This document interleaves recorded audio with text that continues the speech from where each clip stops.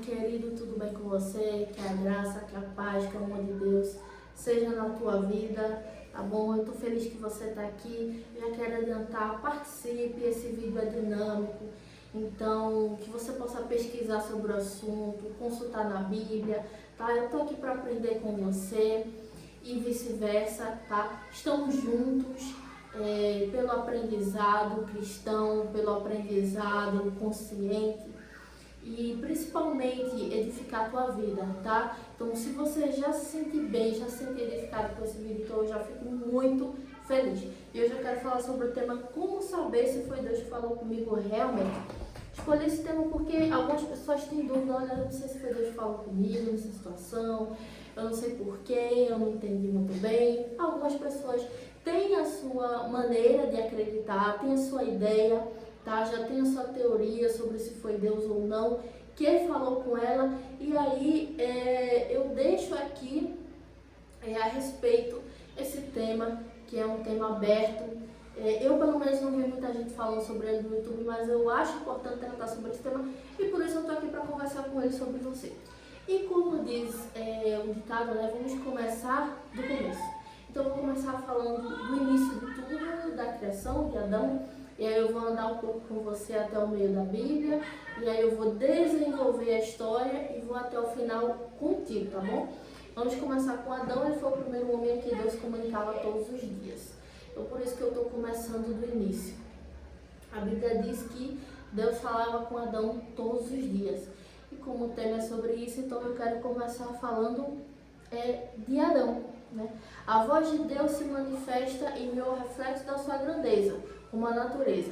Vemos vários exemplos em que isso acontece e nos diz sobre isso. Então, é o primeiro ponto daquilo que eu acredito, né? Que a voz de Deus ela se manifesta na natureza, porque a natureza reflete a criação de Deus, tá?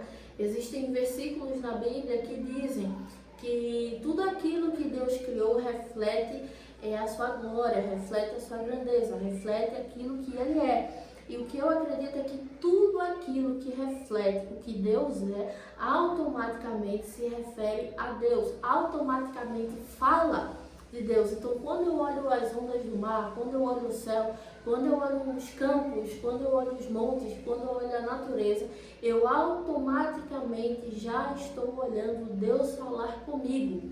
O que Ele fala? Eu sou grande, porque tudo que contemplamos a respeito disso é notório o tamanho da grandeza. As árvores, por exemplo, que existem lá na Amazônia são tão grandes, mas isso é só um pouquinho do que Deus é. Quando a gente olha o tamanho daquelas árvores, a gente fala, a gente vê automaticamente Deus falando conosco e dizendo, eu sou grande. Gênesis capítulo 3, versículo 8, né? Deus falava com Adão pelo jardim, entre as árvores, né? Que é a criação de Deus, né?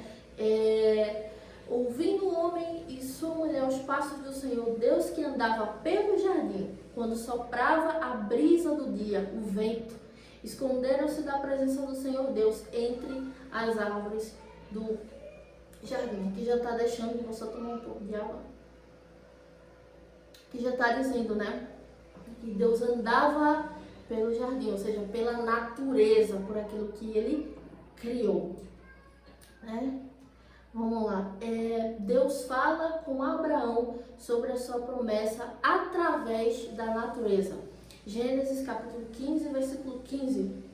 Levando-o para fora da tenda, disse-lhe, olhe para o céu e conte as estrelas, se é que pode contá-las. E prosseguiu, assim será a sua descendência. Deus pede para Abraão sair da tenda, que é uma criação humana, e fala, pronto, Abraão, agora faz o seguinte, olha para o céu, né? Então, quando Abraão olha para o céu, algumas versões dizem assim, tenta contar as estrelas, né? E Abraão ele fica admirado, porque naquela época não existiam os prédios, as construções que existem hoje. Então, a vista do céu ela era muito mais aberta do que hoje em dia. A gente tem uma vista do céu hoje muito limitada por conta dos prédios que acabam tapando a visão do céu, e naquela época não existiam essas construções, né? Então ele fica abismado porque Abraão viu 10 vezes mais estrelas do que eu vê hoje à noite. A gente pode olhar as estrelas do céu hoje e ficar admirado, sim, ficar abismado, sim. Mas Abraão, ele viu muito mais, porque não existiam as construções que existem hoje, né? E Deus diz assim, assim vai ser a tua descendência, mas ele usa a sua criação para falar, né, a respeito da promessa que ele já tinha feito para Abraão.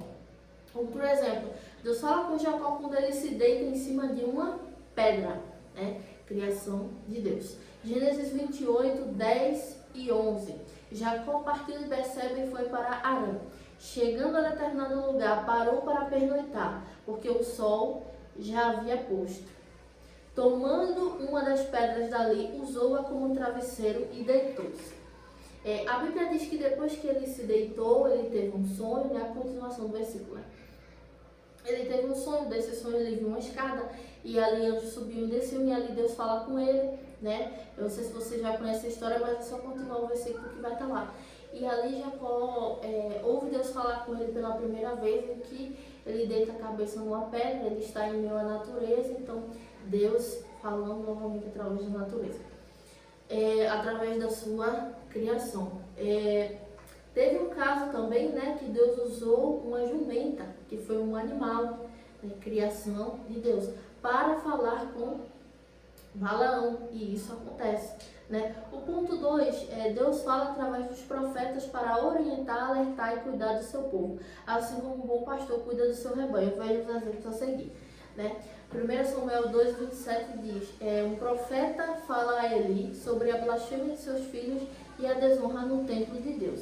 Se você for lá, você vai conseguir acompanhar esse assunto em que Deus fala através de um profeta para que ele falasse a Eli. Então, se Deus fala na natureza no primeiro ponto, por que no segundo ponto Deus precisa de um profeta? Porque alguns andavam em desobediência com Deus, andavam desligados a respeito do mundo espiritual e não tinham ou não queriam, né, estar alinhados com Deus. Então, algumas vezes nesse caso, Deus se utiliza de outro, que no caso seria nessa época o profeta, para falar aquilo que o povo não estava, aquilo que o povo não queria, né, estar conectado com Deus. Então Deus se utilizava do profeta para falar aquilo que ele queria, né, para o povo. Deus fala ao profeta Samuel a respeito do pedido deles de terem um rei, mesmo depois de eles terem se arrependido da má decisão. Mas o povo queria, naquele momento, sem paciência para esperar no tempo de Deus. Nisso que eu estou narrando aqui, o povo ele pede um rei. Isso é o decorrer da história. Porque ele via que os outros países tinham rei e eles não tinham. Eles não tinham ainda, eles não tinham por enquanto, mas Deus já tinha um projeto sobre o rei. Ele já sabia quem nomear, mas o povo queria naquele momento, né? Então Deus fala através do profeta Samuel, em 1 Samuel capítulo 8, versículo 10 e 11. Samuel transmitiu todas as palavras do Senhor ao povo que estava lhe pedindo um rei, dizendo: isto é o que o rei que reinará sobre vocês reivindicará como seu direito. Ele tomará os seus filhos de vocês para servi-lo em seus carros de guerra e em sua cavalaria e para correr à frente dos seus carros de guerra. Existe uma continuação através desses versículos em que Samuel ele fala exatamente tudo que o rei faria, ou seja, ele faria crueldade, ele faria maldade. Ele não seria um homem segundo o coração de Deus, mas ele seria um homem rodeado de soberba, rodeado de orgulho e rodeados de vontades e desejos próprios. E ao decorrer da história, ainda no livro de 1 Samuel, se você quiser acompanhar depois ou se você quiser pesquisar, é exatamente isso o que acontece. Isso acontece porque o povo não quis esperar pelo tempo de Deus e acabam sofrendo a pena. E isso acontece. A bom? E aí Deus usa Samuel para passar essa mensagem, porque Samuel era o profeta da época. E aí, como a gente está acompanhando, ao decorrer do tempo, Deus vai se utilizando de profetas. Os profetas eram homens que tinham uma vida inteiramente dedicada e consagrada ao Senhor. Eles se preocupavam muito mais em orar, em buscar e aceder às suas vontades do que todas as outras pessoas. E isso acontecia através desses homens para que Deus pudesse se utilizar da vida deles e falar com o profeta a mensagem que ele queria passar para o povo. Ponto 3. Depois da época dos profetas, o próprio Deus vem para anunciar a mensagem da salvação a todos e a promessa de vir buscar para uma nova morada os que crerem em sua mensagem. Mateus capítulo 7, versículo 1 diz: nem todo aquele que me diz Senhor, Senhor entrará no reino dos céus, mas apenas aquele que faz a vontade de meu Pai que está nos céus. Aqui Jesus está deixando claro, não é qualquer pessoa que vai estar no céu. Quem são? São os melhores? Não. São os piores? Não. São aqueles que não têm compromisso com nada nem ninguém? Também não. São aqueles que levam a vida de qualquer jeito? Também não. São aqueles que usam o nome de Deus e a religião para justificar as suas crueldades, as suas maldades, o seu mau comportamento e a sua má fé? Também não. Então quem são? São aqueles que fazem a vontade de Deus. Ele está deixando bem claro. Não são obrigatoriamente que frequentam a igreja? Não. Não são aqueles que andam o tempo todo com a Bíblia debaixo do braço? Também não. Não são aqueles que não fazem nenhum interesse pelo Evangelho? Também não. Então quem são? Aqueles que fazem, ou seja, aqueles que são obedientes. A obediência, ela é fundamental para determinar aquele que de fato estará com Cristo. Ponto 4. Depois da subida de Jesus, ele deixa o Espírito Santo para falar conosco e nos orientar para estarmos alinhados com Deus. João capítulo 14, versículo 16 ao 19 diz: e eu pedirei ao Pai e ele lhes dará outro conselheiro para estar com vocês para sempre. O Espírito da verdade. O mundo não pode recebê-lo, porque não o vê nem o conhece. Mas vocês o conhecem, pois ele vive com vocês e estará com vocês. Não os deixarei órfãos. Voltarei para vocês. Dentro de pouco tempo, o mundo já não me verá mais. Vocês, porém, me verão, porque eu vivo, vocês também viverão. Então, a Bíblia já deixa bem claro qual o papel fundamental do Espírito Santo sobre nossa vida. E como não podemos vê-lo, precisamos crer que ele sempre vai nos orientar da maneira correta, até estarmos prontos, conforme o seu querer, para estarmos mais perto de Deus. Jesus falou, olha, eu vou embora, mas vai ter outro que vai falar com vocês, que vai fazer com que a minha mensagem seja continuada dentro do coração de cada um. E esse alguém é o Consolador, o Espírito Santo, que desceu sobre aqueles que o creem, desde Atos capítulo 2 até os dias de hoje. Amém? Ponto 5. Temos também as ferramentas que Jesus, como forma de exemplo, utilizava para se comunicar com Deus, tais como sua palavra, oração, jejum, renúncias da carne, e ele também honra propósitos por meio da fé e prática. Mateus capítulo 4, versículo 2 diz: depois de jejuar 40 dias e 40 noites, teve fome. Aqui está falando a respeito de Jesus, que ele jejuou 40 dias. O que Jesus jejuou? Para se alinhar com o propósito dele, que era se render em prol da humanidade, e para crescer em intimidade com Deus, para ser sensível a ouvir a voz de Deus. Lucas capítulo 6, versículo 12 diz: num daqueles dias Jesus saiu para o monte a fim de orar e passou a noite orando a Deus. Jesus passou a noite inteira orando no monte. Por que Jesus fazia isso? Para se comunicar com Deus, para se alinhar com Deus, para estar sensível a ouvir a voz de Deus e para estar alinhado com o propósito com o qual ele sabia que foi chamado para vir à terra. Alguns resultados de resposta da parte de Deus através de milagres. Isso aqui é biblicamente mostrado. Atos capítulo 12, versículos 5 ao 7. Pedro então ficou detido na prisão, mas a igreja orava intensamente a Deus por ele. Na noite anterior ao dia em que Herodes iria submetê-lo ao julgamento, Pedro estava dormindo entre dois soldados, preso com duas algemas e sentinelas. Montavam guarda à entrada do cárcere. Repentinamente apareceu um anjo do Senhor e uma luz brilhou na cela. Ele tocou no lado de Pedro e o acordou. Depressa, levante-se, disse ele. Então as algemas caíram dos punhos de Pedro.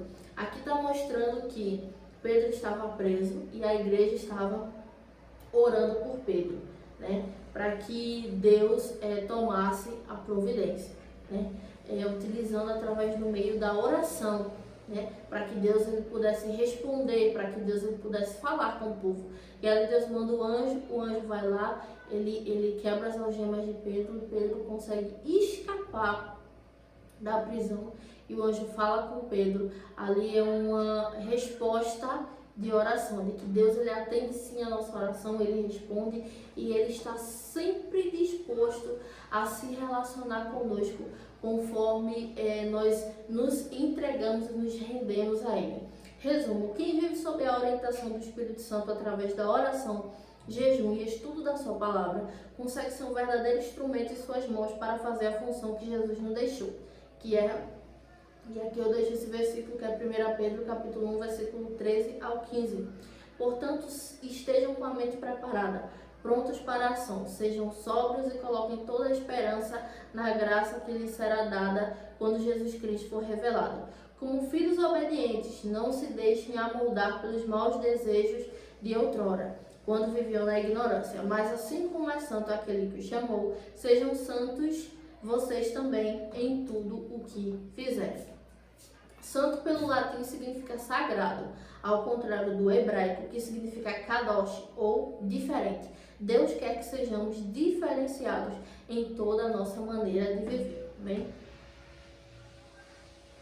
Um ponto importante que eu quero destacar nesse vídeo é que Deus fala, primeiro, quando quer, segundo, a quem Ele quer, tá bom? Então, o primeiro ponto é Deus querer, né? Quando Deus quer, não há nada que possa impedir o querer de Deus. Por quê? Porque a soberania dele, todo o poder pertence somente a Ele.